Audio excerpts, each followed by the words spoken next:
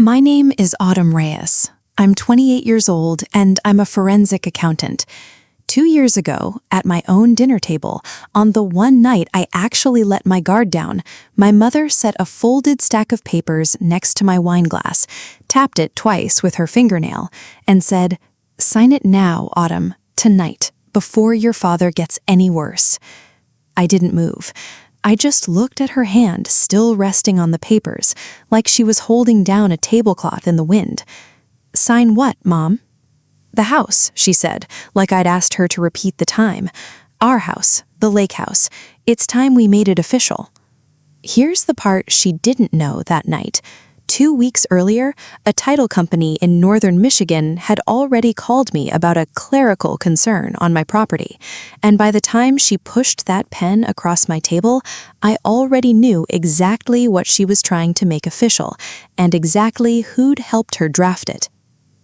Welcome back to Quiet Reckoning Stories, the channel where the calm ones finally tell you what happened after they stopped smiling and started paying attention. If a story like this ever happened in your family, drop a comment below and hit subscribe before we start, because this one gets worse before it gets better.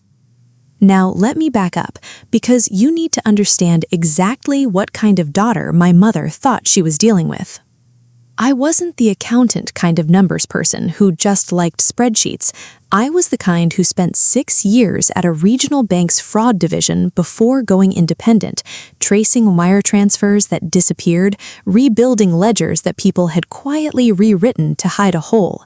My job, every single day, was one sentence: find where the story and the money stop matching.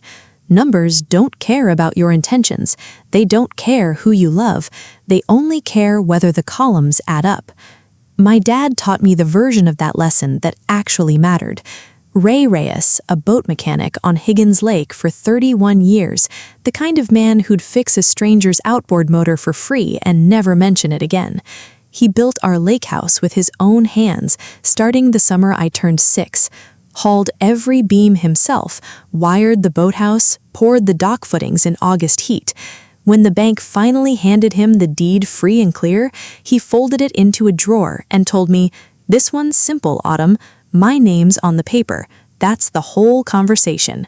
He had no idea how complicated that simple conversation was about to get, 3 years after cancer took him, and one folded stack of papers at a time.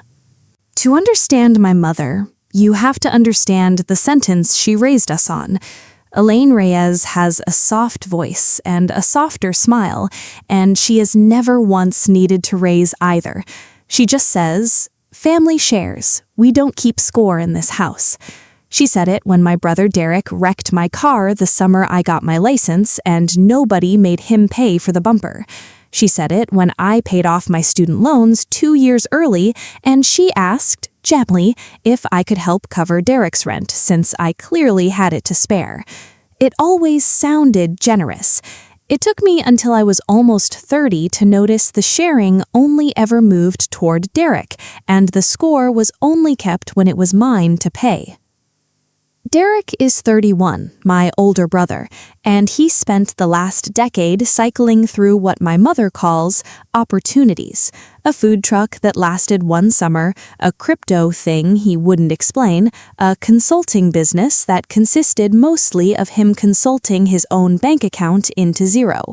Every time it collapsed, my mother absorbed it quietly and told the rest of the family it was just a rough patch. When my dad's boat repair shop needed a new lift installed, I wired the down payment myself and never once heard it mentioned again outside that one conversation. When Derek needed $6,000 for inventory 2 years ago, my mother sold her wedding ring set to cover it, and at Thanksgiving she cried a little, describing how proud my father would have been of Derek for trying so hard.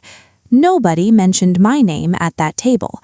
I wasn't trying. I was just the one who already worked. My father died 3 years ago this past spring, a stroke in the boathouse, found by a neighbor walking his dog past our dock. He left behind the house on Higgins Lake, paid off, free and clear, deeded solely in his name, the way he'd always kept it, and a life insurance payout of $200,000 that went straight to my mother.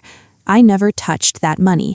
I never asked about it. It was hers, and I want you to remember that because it matters later. What I did keep, out of habit from 6 years of fraud work, was a file.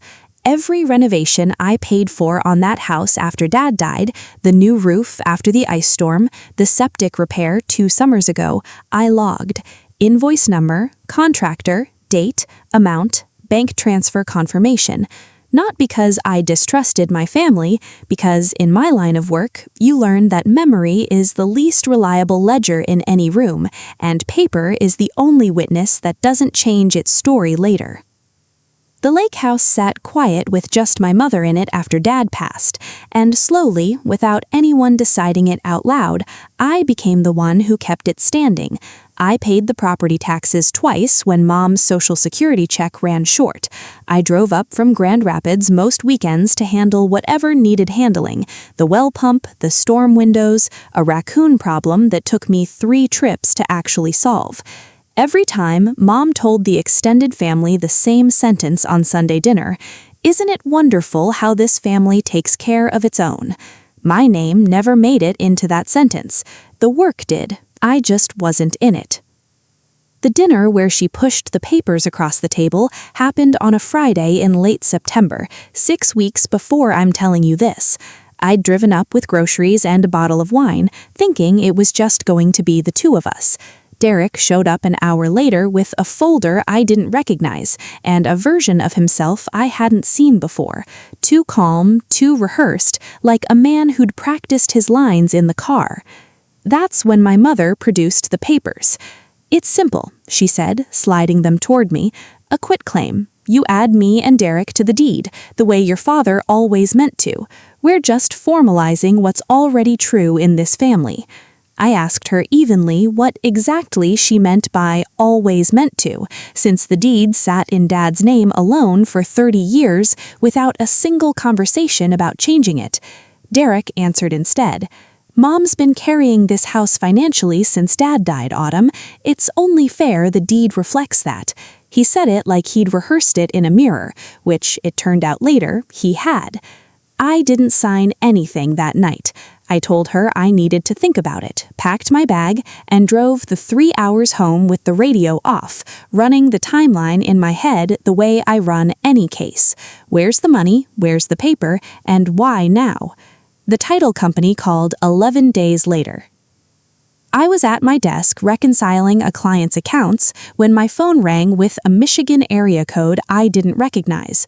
The woman on the line introduced herself as a closing specialist, and she had the same careful, over-polite tone I use myself when I have to tell a client their books don't add up.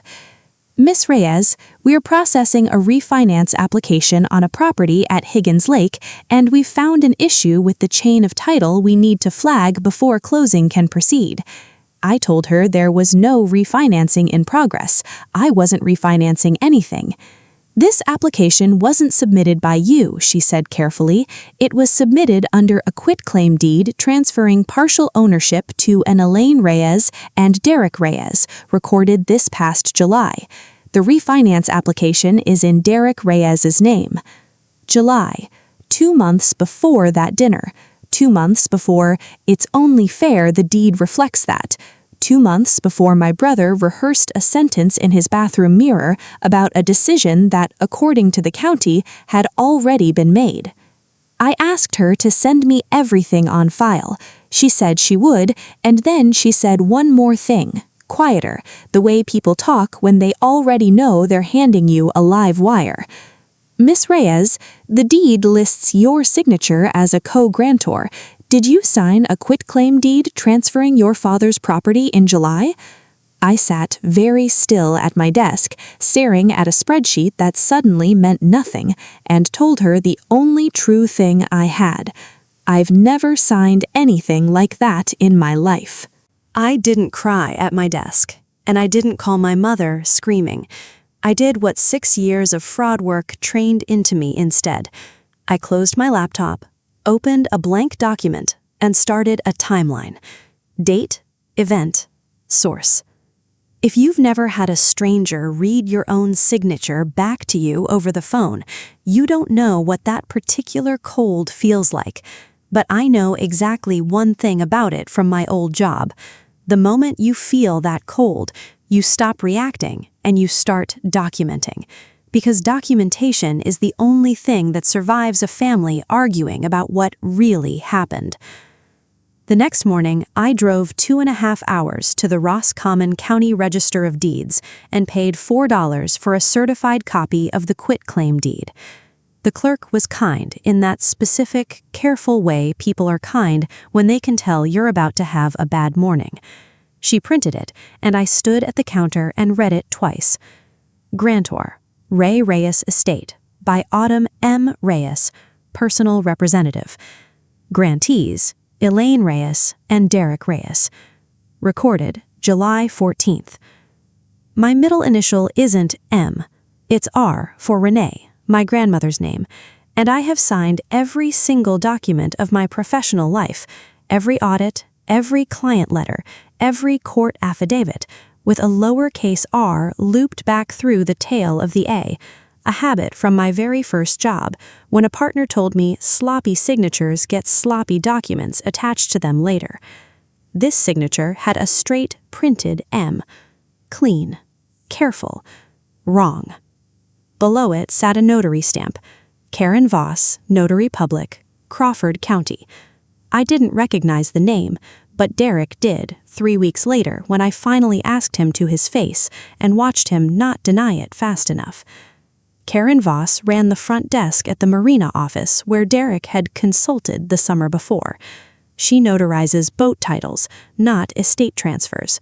And on July 14th, according to my own calendar, I was 200 miles away in Ohio, on site for a 4-day forensic audit of a manufacturing client, badge swiped into a building with a security log that tracks entry down to the minute.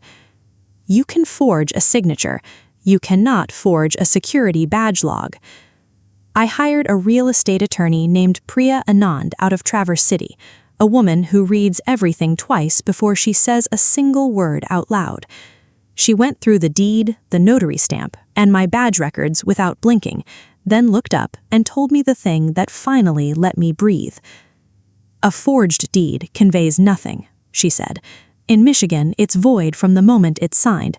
Doesn't matter that it's recorded. Doesn't matter that it's notarized. Void means legally it never happened. Then she added the part that mattered more.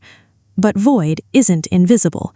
It sits on your title like a stain on a ledger nobody's allowed to erase until a judge orders it removed. That's a quiet title action.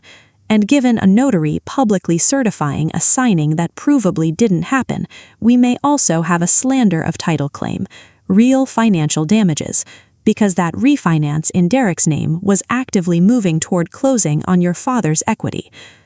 She asked me one question before we filed anything. Does your mother know this deed is forged? I told her the truth. I didn't know yet. And that not knowing was the part I still had to solve, the same way I'd solve any case, by walking the money backward until I found where it actually went. So I called my Aunt Carol, my father's older sister, the only person in this family who has never once softened a fact for the sake of a nice dinner. I drove out to her place in Roscommon with coffee I didn't finish, and I asked her straight what she knew about the insurance money. $200,000, she said, paid out about 2 months after your father passed, and Derek was in her ear about it before the funeral flowers wilted. Some real estate thing, I think. No, wait, it was that towing and salvage yard he wanted to buy into. Your mother co-signed something for him. I remember because she asked me if $50,000 was a reasonable amount to lend your own son, and I told her that depends entirely on whether he ever plans on paying it back. I asked if the salvage yard worked out. Aunt Carol laughed, not kindly. Gone within a year, some partnership dispute. Derek doesn't talk about it, and your mother's never once brought it up since, which tells you everything about how it went. I drove home along the same stretch of highway my father used to drive to work every morning, and I did the arithmetic the way I do it for every client. $200,000 in insurance money, $50,000 quietly gone into a failed salvage yard, a refinance application submitted under Derek's name against a house he didn't own, using a signature that wasn't mine, notarized by a woman who worked the marina desk where Derek used to hang around all summer. The forged deed wasn't really about formalizing the family, it was about generating equity fast enough to cover a hole Derek had already dug and couldn't fill any other way. I called my mother that week, kept my voice level, and asked her plainly whether she knew Derek had submitted a refinance application against Dad's house. She did what she's always done. She smoothed it. "Autumn, honey, don't make this bigger than it is. Derek's just trying to get back on his feet. Your father would want us to help him."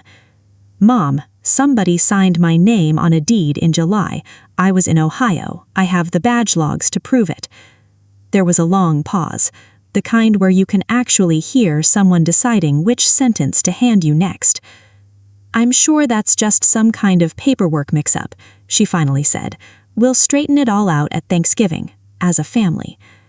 As a family.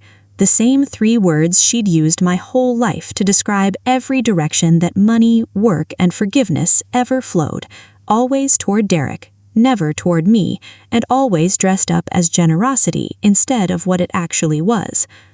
Priya filed the quiet title complaint the following week and had it drafted to go live quietly in the county system, service to be held after the holiday, her idea, not mine. "Let them have Thanksgiving," she said. "Let them choose the easy version while they still can. That's a gift, whether they realize it or not." I spent the 2 weeks before Thanksgiving building the case the same way I'd build any fraud file for a client.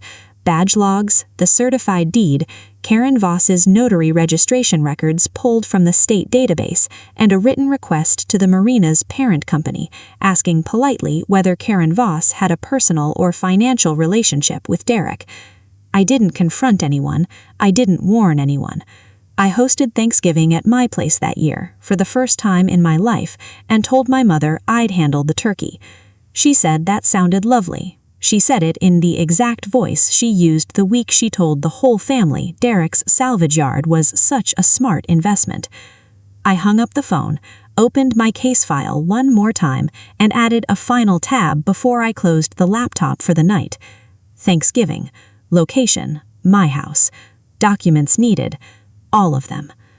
If you've ever smiled and set the table while quietly building the exact thing that was going to end the conversation for good, tell me in the comments, and if you're still with me, hit subscribe, because Thanksgiving is where this whole thing comes due. Thanksgiving was my idea, which is the whole joke of it. I offered to host, and my mother said yes so fast it was almost sweet. To her, it meant her difficult daughter had finally softened. To me, it meant the conversation could finally happen on ground I controlled. I spent the day before cooking like it actually mattered, because for one specific reason, it did. My mother arrived at 4 with a green bean casserole and her Sunday best cardigan. Derek came an hour later, loud and easy, kissed my cheek, told me the house smelled like Grandma's kitchen. For 2 hours, it was almost a real Thanksgiving. We ate turkey, Derek told a story about a client at the marina. My mother said my stuffing was nearly as good as hers, which from Elaine Reyes is practically a medal ceremony. Then, around 7, with pie plates still on the table, I saw my mother glance at Derek, and Derek reach for the leather folder he'd brought in from his car and left leaning against the wall like a 5th guest. "Might as well finish what we started," he said, unzipping it, sliding a clean copy of paperwork toward me, a pen set carefully on top, pointed my way. "Same as before. You add us both to the deed properly this time. Notarized right here tonight. Clears everything up before the holidays." Notarized right here tonight. I noticed he didn't say signed. He said notarized, like the first signature hadn't been a problem so much as a location. I stood up. I told them both to give me 1 second, walked to my office down the hall, and came back with a folder of my own. Before anyone signs anything, I said, I have some paperwork too. I laid the certified deed copy on the table first, my father's estate listed as grantor, my name spelled with a printed M that isn't mine. This is the July quitclaim deed. It lists me as a co-grantor. I want everyone at this table to look closely at that signature because I've signed thousands of documents in my career, and I've never once signed my middle initial like that. Derek's easy smile developed a hairline crack. Autumn, come on, it's basically your handwriting. It's basically not, I said, and set the next page down. This is my employee badge log from the audit site in Toledo. It shows me swiped into a secure building at 9:14 a.m. on July 14th, the exact date this deed claims I appeared in front of a notary 200 miles away. My mother's hands went still on the tablecloth. And this, I said, laying down the third page, is the notary registration for Karen Voss. She works the front desk at the marina where Derek did his consulting last summer.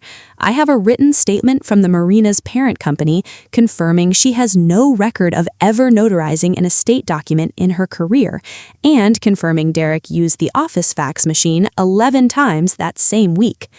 You went digging into my job, Derek said, and his voice had lost the rehearsed calm from the September dinner. This is a family matter, Autumn. You didn't need to bring in lawyers.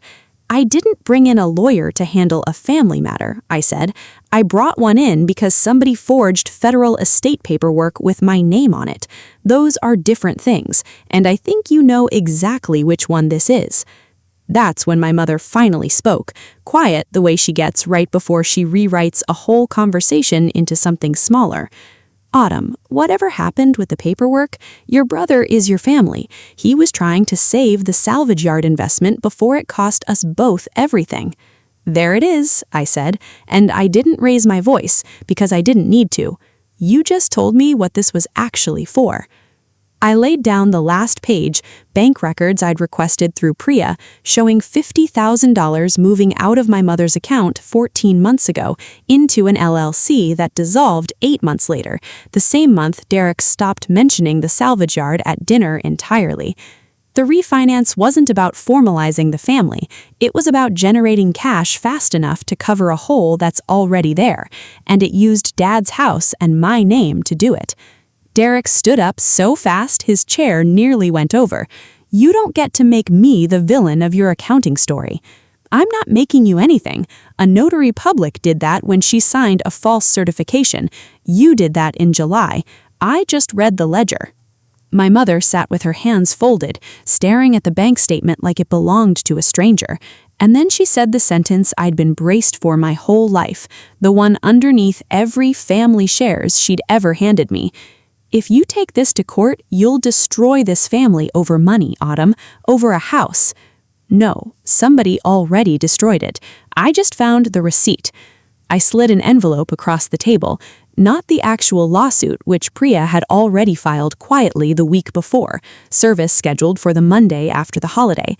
This was simpler, a settlement letter. Derek self-reports the forged deed to the county recorder within 30 days, the notary registration gets referred to the state licensing board, and the refinance application gets formally withdrawn before it does a single dollar of damage to Dad's equity. You have until Monday, I said. After that, the choice isn't mine anymore. It's a judge's. Derek didn't sign that night. He grabbed his coat and left without the pie he'd asked for seconds of an hour ago. My mother stayed at the table a long time, staring at the deed with my wrong middle initial on it, and when she finally looked up, her face had aged in a way I'd never seen on her before. He's my son, she said, like that explained the forgery, the notary, all of it. And I'm your daughter. I just never needed you to choose between us, to know which one of you told me the truth tonight. She left without finishing her coffee. She didn't call for 6 weeks. Derek signed on the 29th day, 1 day before the deadline, after Priya's letter mentioned the felony forgery statute and the word referral twice in one paragraph. Karen Voss lost her notary commission by January. The refinance application died quietly in underwriting, never touching a single dollar of Dad's equity. The county title cleared by early spring. The judge's order took 11 weeks, and it declared the July deed void from the date it was signed, like it never breathed at all. My mother and I talk now, carefully, the way you talk to someone after a diagnosis neither of you asked for. She's never apologized in a sentence I could put in a file, but she stopped saying family shares at dinner, and last month she asked me for the first time in my whole life what I actually wanted for my birthday, instead of telling the table what a good daughter I'd always been. Derek pays her back on a schedule now, with actual paperwork this time, paperwork I didn't draft and don't need to check. Last weekend, I drove up to Higgins Lake alone, let myself into the boathouse my father built with his own hands, and found his old ledger on the shelf where it's always been. Decades of outboard motor repairs logged in his blocky, patient handwriting, every job dated, every part numbered, every total added up in pencil at the bottom of the page. I sat on the dock he poured the footings for the summer I turned 6, opened a fresh page in my own notebook, and started a new file. Not a case file this time, just a list of every repair the house still needs, in my name, on my schedule, for exactly no one to argue about later. I spent most of my 20s believing keeping a family standing meant quietly absorbing whatever it cost me. My father taught me a simpler lesson without ever saying it out loud. The columns only balance when everyone's name in the ledger is actually true. That's my story. One forged signature, one badge log 200 miles away, and a Thanksgiving dinner where the numbers finally added up. If this reminded you to pull your own title records or to stop letting family be the reason nobody ever checks the math, do it this week. Share this with someone who's always the one who pays. Drop a comment, hit subscribe, and I'll see you in the next one.